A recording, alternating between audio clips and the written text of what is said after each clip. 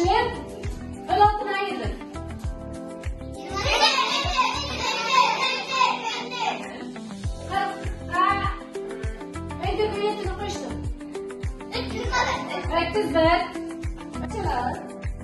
Anavchilarda maqollar yozilgan, siz to'g'risiz xohlaganingizni kiritib, maqolga davomini davom ettirasiz. Maqolning davomini. Tushunarli? Kim chiqadi? Sizlar.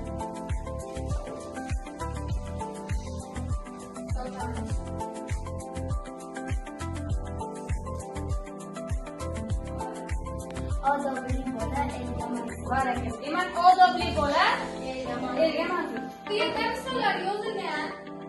Misollar, masalan, 20 dan 3 ni ayring degan necha bo'ladi? 17. 17 janubi mana bu yerda bor. 17 ni